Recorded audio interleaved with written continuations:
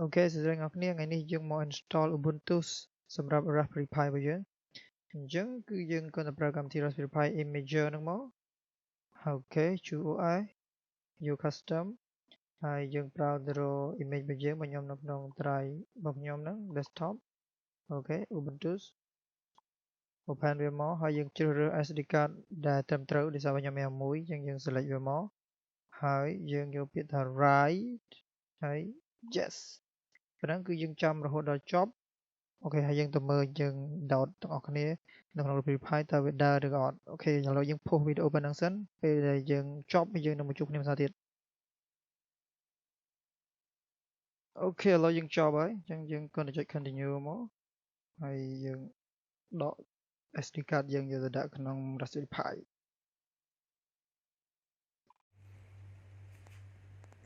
នេះ Raspberry Pi របស់យើងហ្នឹងហើយដើរឃើញទេហើយមានតែប៉ុណ្ណឹងនឹងដើរអូខេ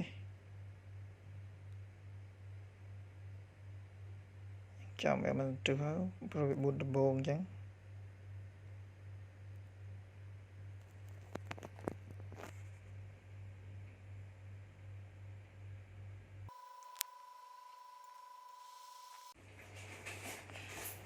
អូខេអញ្ចឹងយើងត្រូវ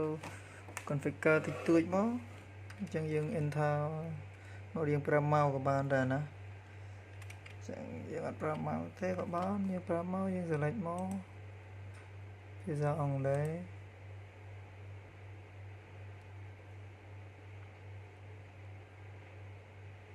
keyboard អង់គ្លេស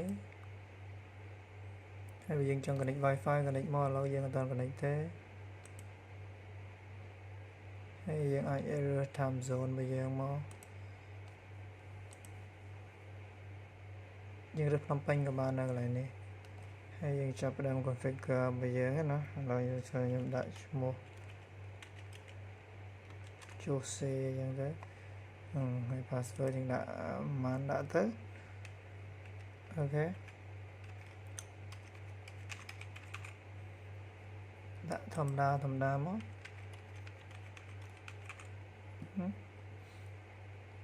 continue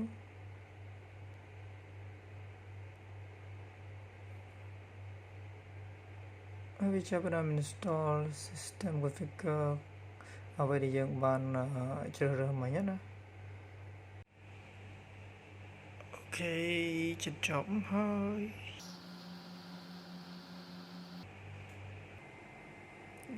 អូខេចូលហើយអូខេអញ្ចឹងយើង install ទូទៅចប់តែប៉ុណ្្នឹងឯងអញ្ចឹងយើង log in password យើងបង្កើតមិញមក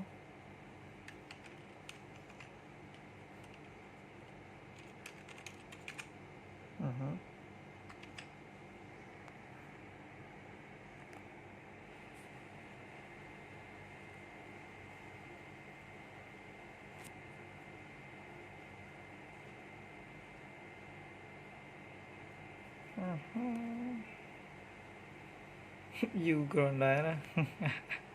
yes ចប់ហើយណាអូខេអានេះយើងនិចមកក៏បានដែរមិនខ្វល់ទេ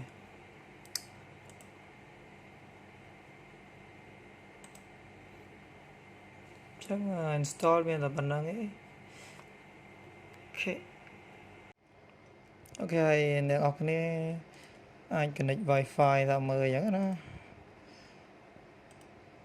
អូខេយើង connect Wi-Fi មកឃើញដើរមក play Wi-Fi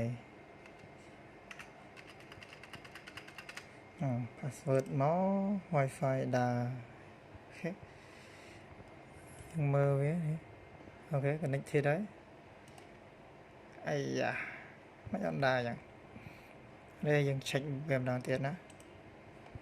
អូខេដើរហើយអូខេតទៅពីដើរហើយការងារដំបូងអ្នកនរគ្នាធ្វើគឺអ្នកនរគ្នាវាយមក comment នេះអញ្ចឹងវាដូចជា Ubuntu យើងធម្មតាដែរវាអត់ខុសគ្នាទេអញ្ចឹង sudo apt update នឹង y ហើយយើងអ្នកគ្នាអាចថាប៉ុណ្ណឹងក៏បានដែរមែនតើប៉ុណ្ណឹងសិនpassword យើងមកខ្ញុំ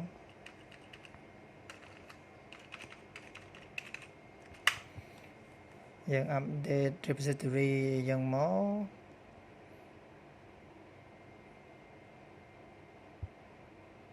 អានេះអាស្រ័យអ៊ីនធឺណិតខ្ញុំយឺត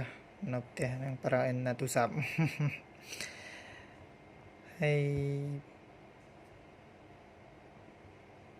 ចាំ update repository ចប់ហើយយើងត្រូវ update software របស់យើងអានេះក្នុង security ចឹងណាដើម្បីវា security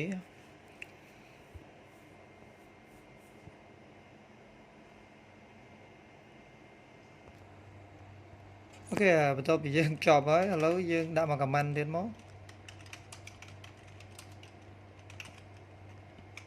នេះ upgrade នេះយើងវាយ command នេះដើម្បីឲ្យវា update software utility ផ្សេងទាំងអស់ប៉ុន្តែមិនមែន update system ទេណាគឺ update software application និង utility ហើយបើអ្នកនរគ្នាចង់ update system អញ្ចឹងយើងអាចប្រើ command មួយផ្សេងទៀតអញ្ចឹងណាឥឡូវថាយើង new window មួយមកខ្ញុំបង្ហាញឲ្យអ្នកនរគ្នាមើលណាអញ្ចឹងយើងអាចប្រើ command apt this upgrade này យើង upgrade distribution នៅវាទាំងមូលហ្មងឧទាហរណ៍ថាឥឡូវយើងនៅ version 20.04 យើងចង់ update វាទៅជា version 20.10 អីចឹងណា version ចុងក្រោយទៅគឺ update ទៅ version ចុងក្រោយអូខេមានតែប៉ុណ្ណឹងអញ្ចឹងយើងចាំវាយូរអានឹងយូរអញ្ចឹងខ្ញុំអត់ចាំទេប៉ុណ្ណឹងបានហើយអ្នកនរគ្នាអាចនៅចាំរហូតដល់ចប់ទៅបងប្អូនគ្នាអញ្ចឹងមាន system របស់គ្នា update up to date អូខេវាទាន់សម័យអូខេជួបគ្នាវីដេអូក្រោយ